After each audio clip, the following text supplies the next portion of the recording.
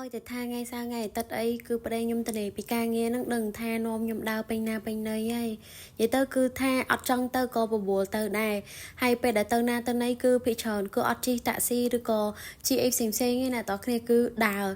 ហើយបើគេសួរថាចំណងចំណូលចិត្តរបស់ប្តីខ្ញុំគឺជាអ្វីគឺការដើរនិយាយទៅដើររហូតតែម្ដងមានតែបងប្អូនខ្ញុំឯងដឹងគឺថាឲ្យតែថាមកកាឡាឡំពួរម្ដងណាគឺប្តីខ្ញុំនាំដើរហ្មងបើកន្លែងហ្នឹងរៀងពិបាកហៅតាក់ស៊ីឬក៏មិនមនុស្សច្រើនអញ្ចឹងហៅតាក់ស៊ីមកវារៀងយូរនាទីអញ្ចឹងគឺដឹងថាបបួលគ្នាដើរពេញណាពេញណីហើយអញ្ចឹងឥឡូវពីអ្នកប្តីប្រពន្ធដើររៀងហត់ដែរក៏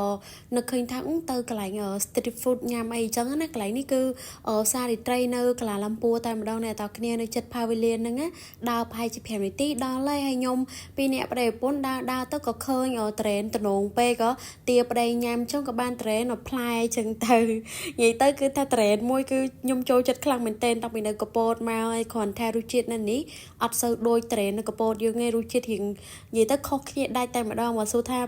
មួយណាឆ្ងាញ់ជាងសូមអត់និយាយទេណាតាគ្នាអាចមើលនៅក្នុងរូបនឹងបានណាបន្ទាប់ពីទិញត្រេនទិញអីហើយពីអ្នកប្តីប្រពន្ធចេះដើរទៅហើយអ្នកតាគ្នានិយាយទៅដើរមើលគេមើលឯងអញ្ចឹងណាឲ្យឆ្លាស់មុខឆ្លាស់មាត់ហើយណាមួយទៀត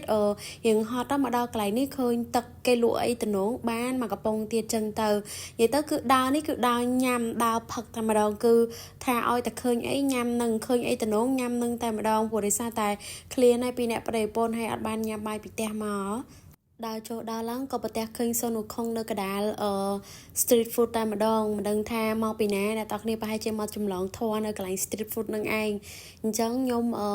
បានបង្ហាញទស្សនវិជ្ជាអ្នកនរគ្នាមើលនេះអ្នកនរគ្នាពីច្រើនគឺគេលក់របៀបដូចបង្អែមលក់របៀបដូចផ្លែឈើដែលគេចិត្តហើយចង់បើថាត្រេនវិញទៅងាកទឹកកលៀតណាក៏ឃើញដែរហើយបើប្រភេទសាច់អាំងវិញគឺសម្បូរតែម្ដងមានគ្រប់រសជាតិមានរសជាតិអារ៉ាប់មានរសជាតិចិនមានរសជាតិកូរ៉េអីអូនមកសពគ្រប់អស់ហើយអ្នកនរគ្នាកម្រងថាមកកន្លែងហ្នឹងដើម្បីទិញម្ហូបទិញបាយទិញអីញ៉ាំអញ្ចឹងណាអ្នកនរគ្នាប៉ុន្តែចុងក្រោយបានតែតរេនមកផ្លែទេដោយសារតែខ្ញុំមើលទៅវាតំណងប៉ុន្តែយើងខ្លាចញ៉ាំអត់កើតអីចឹងព្រោះម្ហូបពីច្រើននៅនេះរៀងផ្អែមហើយណាមួយទៀតខ្ញុំជួយចិត្តម្ហូបខ្មែរតែពេលចឹងរៀងពិបាកញ៉ាំម្ហូបអីផ្សេងណាហើយមកកន្លែងនេះវិញគឺមានសុទ្ធតែតុក្កតាស្អាតខ្ជូតខ្លាំងមែនតែនហ្មងឃើញតុក្កតាអញ្ចឹងគឺនឹកដល់ក្មួយខ្ញុំមែនតែនប៉ុន្តែបើថាទិញឲ្យទៅតិចថា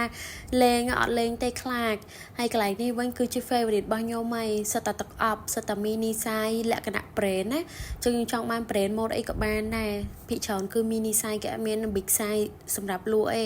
ចឹងអ្នកដែលអត់លុយអីមកទិញកន្លែងហ្នឹងបានហើយថ្ងៃសៅរ៍ថ្ងៃអាទិត្យចឹងវិញអូយមិនបាច់និយាយទេនៃមនុស្សដល់កហ្មងបើថាអ្នកទាំងគ្នាឃើញនឹងក្រៅវិញគឺមនុស្សច្រើនជាងនៅក្នុងវីដេអូហ្នឹងទៀតអស់អីមានតែដើរទៅផ្ទះវិញអានេះផ្លូវដែលខ្ញុំដើរទៅផ្ទះវិញណាអ្នកទាំងគ្នាចេះដើរទៅដើរអ្នកទាំងគ្នាមកដើរទៅក៏ដើរទៅវិញទៅមកចង់ដាក់ខ្យល់ដែរហ្នឹងណាហើយមកដល់ផ្ទះវិញកូនបើខ្ញុំកំពុងតែកេងលក់យ៉ាងស្រស់ស្រួលមែនតែនគ្នាអើយកោរោមអស់ឡើងតិចទីដោយសារមានចៃហើយមកវិញគឺដាំបាយទៅម្ហូបញ៉ាំខ្លួនឯងនេះឯង